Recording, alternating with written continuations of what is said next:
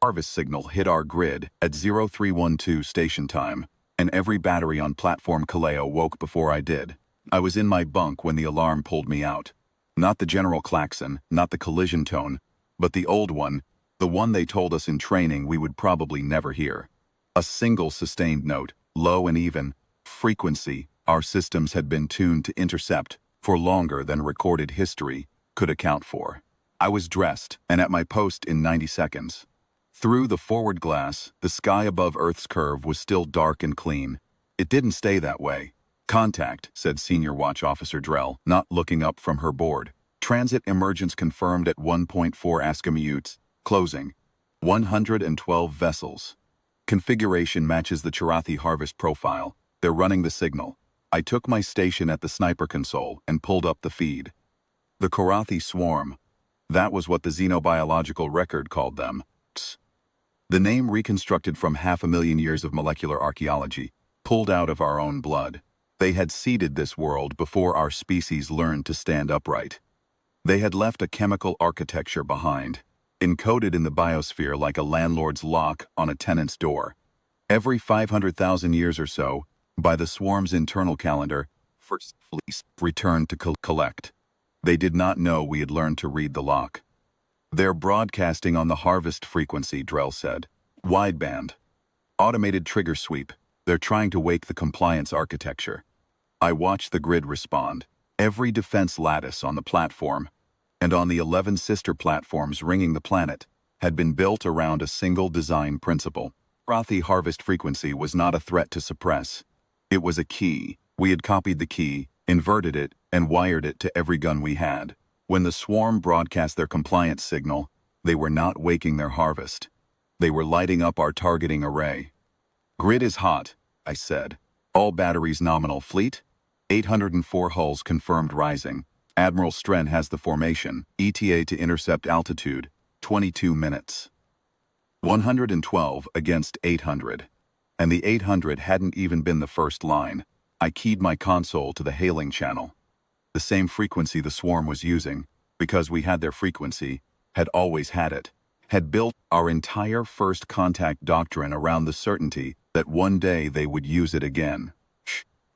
I opened the channel and spoke in the Charathi carrier tone, the acoustic structure our linguists had reverse-engineered from the molecular signals, left in our ancestors' nervous tissue.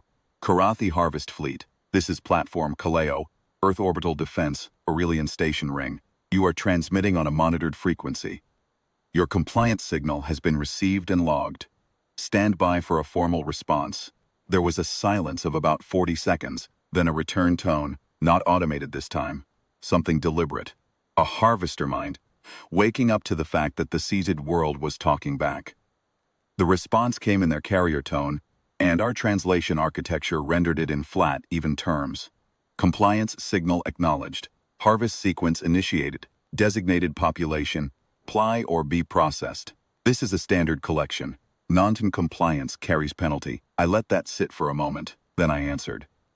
The compliance architecture you seeded in this biosphere has been inactive for approximately 480,000 years. Your molecular triggers were decoded by our biochemist roughly 60,000 years after your last harvest. In the intervening time, we have done 3 things with what you left behind. First, we incorporated your harvest chemistry into our immune system. Every human being alive carries a modified version of your compliance signal as an antibody template. Second, we used your harvest frequency as the foundation tone for our planetary defense grid. Every battery on every orbital platform and every warship hull in this system is tuned to fire on your carrier signal. Third, we waited. Another silence. Longer this time. You have misappropriated Charathi biological property. The harvest claim on this world is legally registered under Conclave Covenant. Stand down your weapons platforms or face. The claim, I said, was registered on a world that did not yet have a civilization. The civilization that exists now is the product of 500,000 years of development, some portion of which was built from metabolizing your chemistry and learning from it. We are, in a limited molecular sense, your work. We thought you should know that before you look at the fleet climbing to meet you. I watched the long-range feed. The swarm's formation had slowed its approach. 112 vessels, and their drive signatures were no longer accelerating. They were reading us. Running their own scans, I assumed, trying to reconcile the harvest world in their records with the 800 warship, signatures rising through the thermosphere in a clean intercept arc. I'm reading probe launches, said Drell. Harvest drones. 3 of them, passing the exclusion line. Grid response, automatic. Batteries 2, 7, and 14. 3 flat pulses of coherent light, visible even through the forward glass at this distance. Brief, surgical, precise. The drones ceased to exist. The swarm's formation held position. Advance. No retreat. I opened the channel again. 3 harvest drones were destroyed, crossing our exclusion boundary approximately 90 seconds ago. The grid response was automatic. It fires as your carrier frequency without human instruction. This is what I mean when I say we waited. We did not wait passively. We built. The planet you seeded is now a fortress calibrated specifically to receive you. The harvester mind took its time. When it responded, the carrier tone had changed register. Something our translation architecture flagged as a recalibration mode, the swarm's equivalent of stepping back to reassess. The harvest claim on this world represents a conclave investment of significant biological capital over multiple seeding cycles. We do not abandon registered claims without. You abandoned this world 500,000 years ago, I said. Grew here in your absence is ours. The biology you seeded is ours. The frequency you use is ours. The debt you believed was owed. We paid it to ourselves in full, across 500,000 years of work. I pulled up the summary file on my secondary screen. The one Organobiological Division had prepared for exactly this contact, the document that had been updated by every generation of researchers since the harvest chemistry was first decoded. 612 pages of molecular archaeology, genetic adaptation logs, defense grid construction records, and fleet commissioning manifests. The full account of what Earth had done with the time. I transmitted it to the swarm's lead vessel on their own frequency. That is our response to the harvest claim.